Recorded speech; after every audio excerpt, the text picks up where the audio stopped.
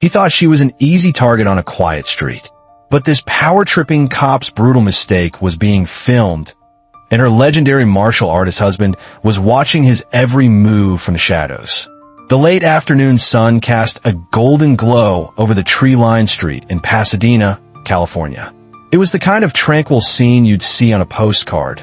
Manicured lawns, blooming jacaranda trees, and the faint, happy shouts of children playing somewhere in the distance. Elena, Steven Seagal's wife, walked with a gentle rhythm, a canvas tote bag from the local artisan farmer's market swinging lightly from her shoulder. Inside, organic vegetables rested beside a vibrant bouquet of sunflowers. She was an artist, and she found beauty in these simple moments, her mind already composing the colors of the sunset on a new canvas. That perfect tranquility was shattered in an instant. A police cruiser, a Ford Explorer, tore around the corner with a jarring screech of tires, its heavy frame hopping the curb before slamming to a halt just inches from her. The driver's door flew open, and out stepped Officer Miller. He was a man whose uniform seemed a size too small for his thick neck and simmering aggression. He wore his Oakley sunglasses perched on his head like a crown and chewed gum with a relentless, arrogant rhythm. He was a predator looking for prey, and Elena's peaceful demeanor was, to him, an invitation. "Hey, you!" Miller's voice was a bark, sharp and ugly, cutting through the calm air. Elena stopped, a flicker of confusion on her face. She glanced around. "Me, officer?" "Yeah, you," he sneered, striding towards her, his hand resting possessively on his belt. "What are you doing?" "Just wandering around." "I'm walking home," she replied, her voice steady, though a knot of unease tightened in her stomach. "I live just 2 blocks from here." Miller's lips twisted into a smirk. "Don't get smart with me. You look out of place." He eyed her artistic, flowing linen dress as if it were contraband. An elderly neighbor, Mr. Henderson, who was watering his roses, looked over with concern. "Officer, I assure you, I've done nothing wrong," Elena said, trying to de-escalate the situation. "If you'll please excuse me." She made a step around him, but Miller wasn't interested in reason. He was interested in power. With a sudden, vicious movement, he shot his hand out and grabbed a fistful of her long, dark hair, yanking her head back violently. Elena cried out, a sharp gasp of pain and shock. Her tote bag fell to the ground, the contents spilling across the pristine sidewalk. Apples rolled into the gutter, and the bright yellow heads of the sunflowers lay crushed on the concrete. "You don't walk away from me," he snarled, his face inches from hers, the smell of cheap mint gum thick in the air. He began to drag her by the hair toward his cruiser. "You think you can disrespect an officer of the law? Let go of me. You're hurting me." Elena cried, her hands flying up to try and free herself. Miller ignored her pleas, his cruelty fueled by the stunned silence of the few onlookers. Mr. Henderson took a step forward, shouting, "Hey, that's enough!" But Miller shot him a look so venomous it froze the old man in place. Then, without warning, Miller drew back his other hand and struck Elena hard across the face. The open-handed blow was sharp and humiliating, sending her sprawling to the ground. Her cheek flared with a stinging heat, her vision swimming. Gasps rippled through the witnesses. A woman screamed, but Miller just stood over Elena's crumpled form, his chest heaving, his eyes blazing with a sick satisfaction. "Get up," he commanded, "or I'll give you something to really cry about." But he wasn't the only one watching. Further down the street, leaning against the cool metal of a vintage car parked in the deep shadows of an oak tree, a tall figure had observed the entire scene. He was silent, motionless, patient, and his world had just been set on fire. Steven Seagal stepped out of the shadows. His movements were fluid, almost unnervingly calm, a stark contrast to the jagged violence that had just unfolded. He wasn't wearing the gear of an action hero, just simple dark jeans and a plain t-shirt, but his presence alone seemed to suck the air out of the street.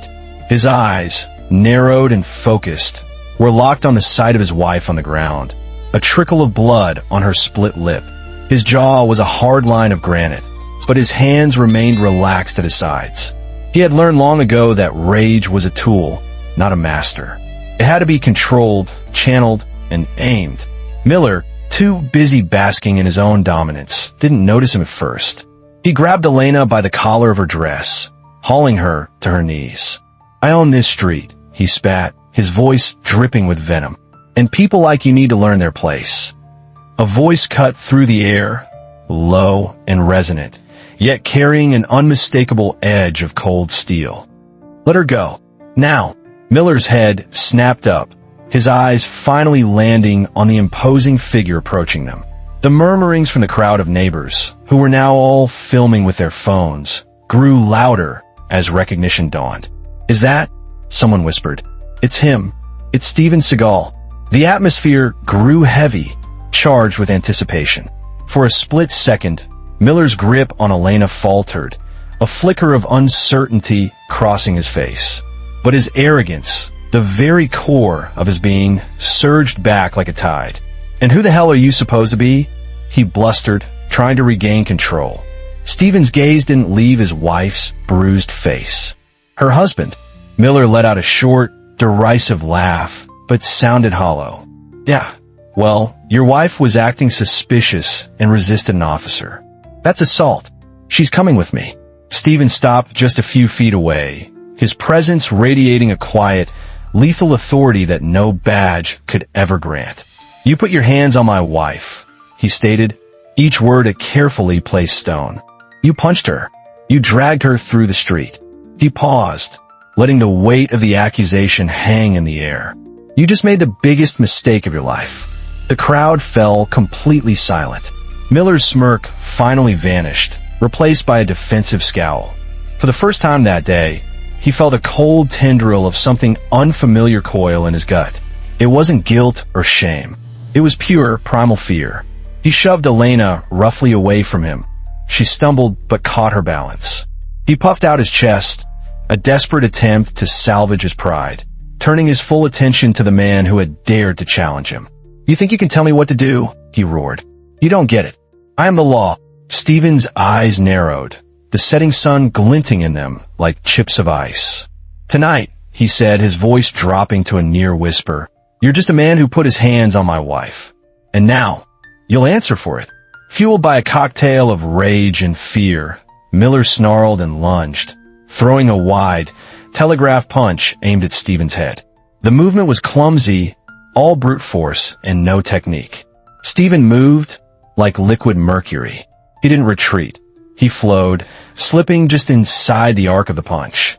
His hand came up, not to block, but to intercept, catching Miller's wrist in a grip of steel. A pivot, a twist, using Miller's own momentum against him. The officer spun off balance, his arm locked in a painful, unbreakable hold. "Let go of me," Miller yelped, his bravado cracking. "That's an order. Your orders mean nothing here." Steven's voice was low, a blade in the quiet air. With a swift, economical motion, he drove his elbow into a pressure point on Miller's chest.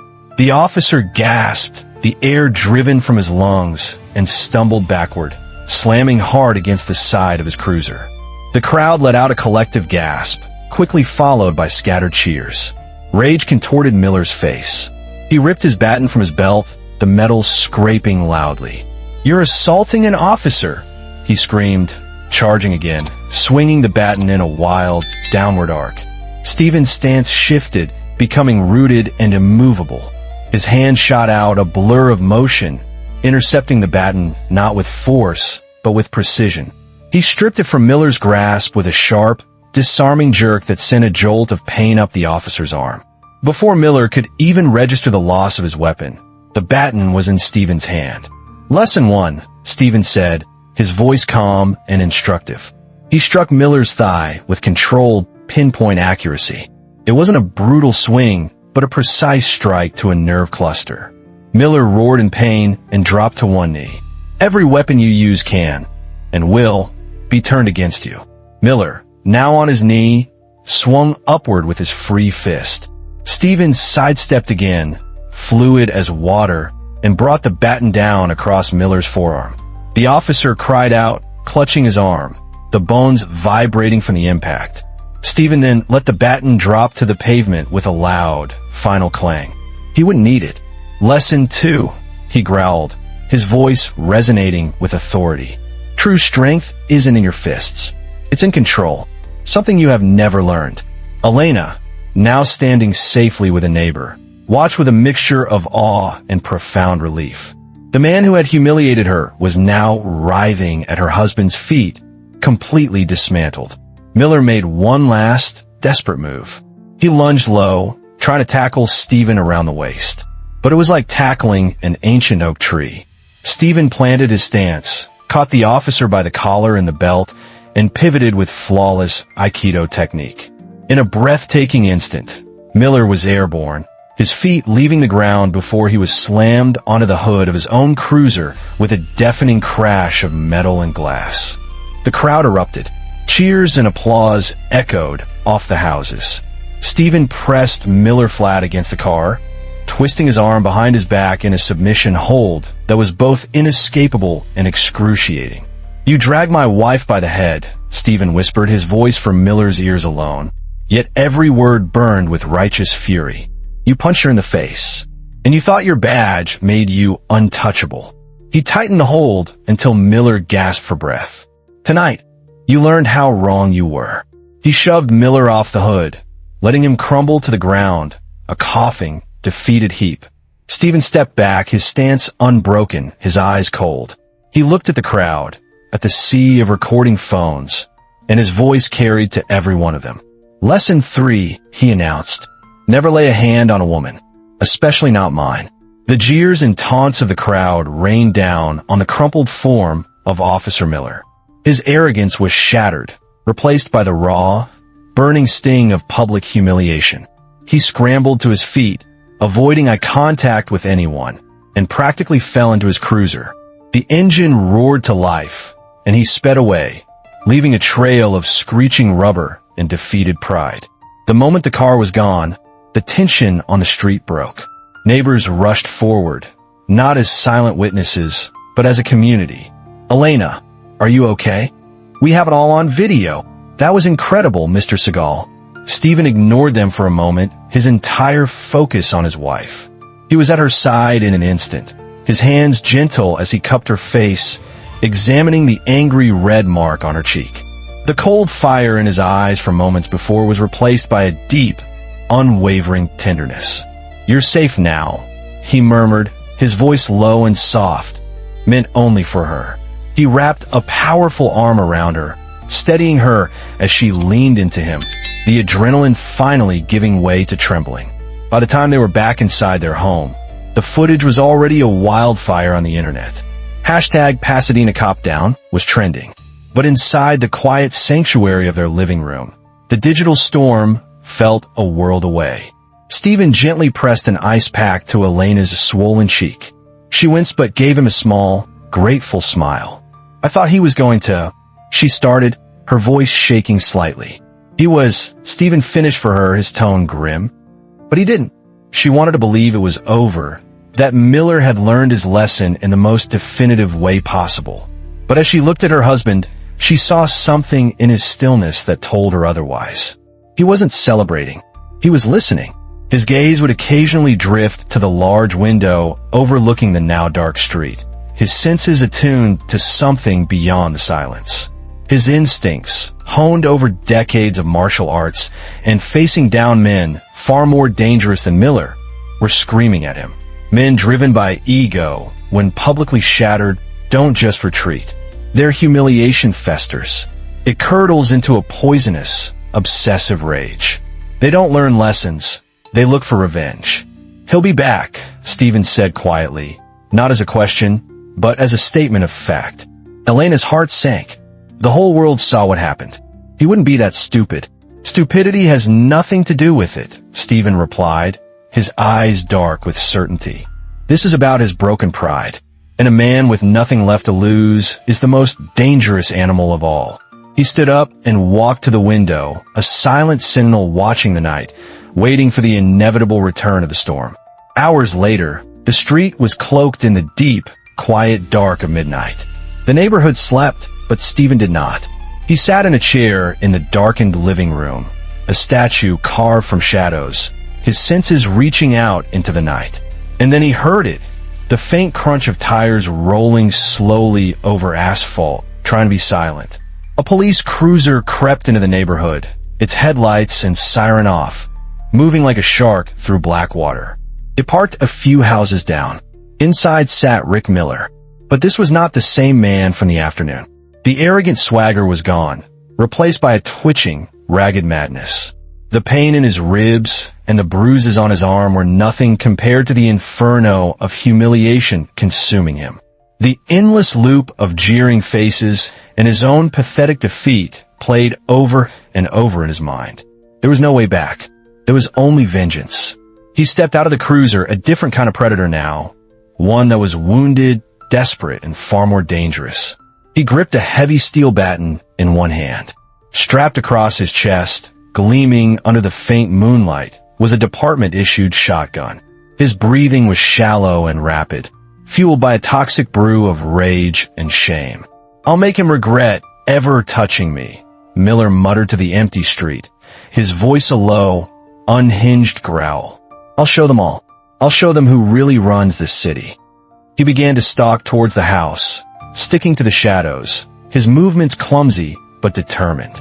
He was an amateur hunter, but the weapon in his hands made him feel powerful again.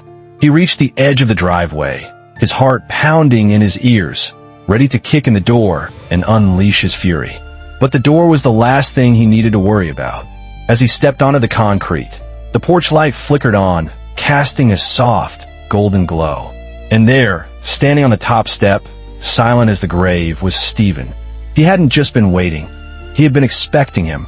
His arms were folded calmly across his chest, his massive frame an immovable object in the path of Miller's insane rage.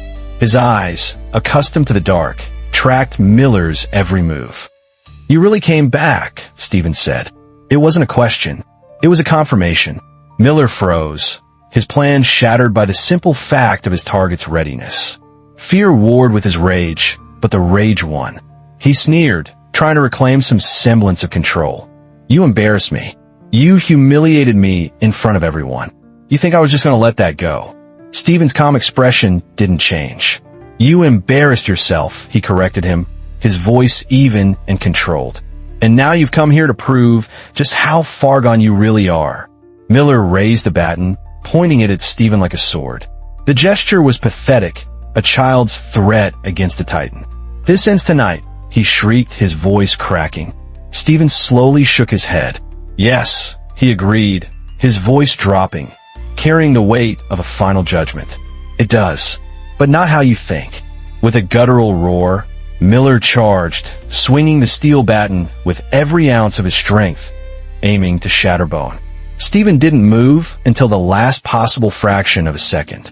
Then, with the same impossible fluidity as before, he sidestepped. His hand shot out, not to block the weapon, but to meet the wrist behind it. With a sharp, precise twist, he disarmed Miller again, sending the baton flying into the manicured bushes of the front lawn. Panicked and disarmed of his first weapon, Miller fumbled for his last resort, the shotgun. But Steven was already moving, closing the distance. His open palm slammed into Miller's chest in a powerful, driving strike that felt like being hit by a car. Miller staggered backward, gasping for air, the shotgun momentarily forgotten. "Lesson 4, Steven said, his voice a low growl in the silent night. "Rage blinds you. It makes you predictable." Miller recovered, spitting a fleck of blood onto the driveway. He yanked the shotgun from its strap, his movements clumsy with desperation. He aimed it with shaking hands, the barrel wavering as it pointed directly at Steven's chest.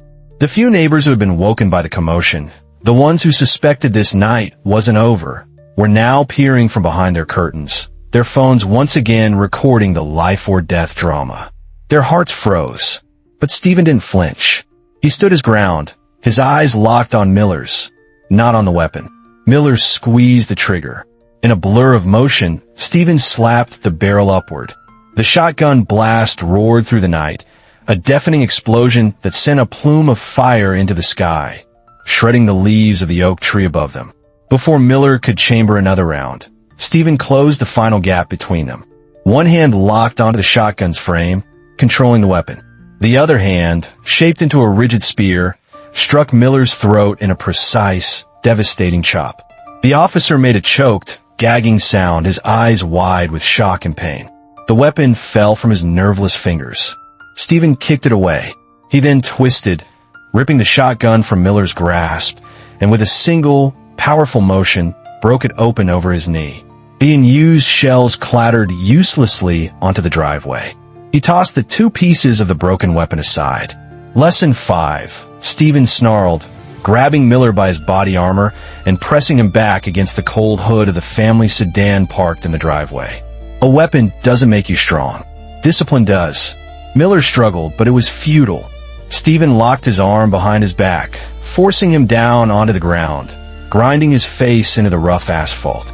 The officer's body trembled, not with rage anymore, but with absolute, soul-crushing terror. All the arrogance, all the power, all the hate had been stripped away, leaving nothing but a pathetic, whimpering man. Steven leaned in close, his voice quiet but deadly, a final verdict. You dragged my wife by the hair. You punched her in the face. You came back here to finish what you started. He paused. But tonight, you learned you can't break me, and you will never touch her again. Miller whimpered, the fight completely gone from him. Okay, I'm done. Steven released him with a final contemptuous shove, letting him sprawl in the dirt. He loomed over him, a righteous giant. You're not the law. His voice echoed through the night for all the hidden cameras to hear. You're just a man who abused his badge. And now, you're nothing.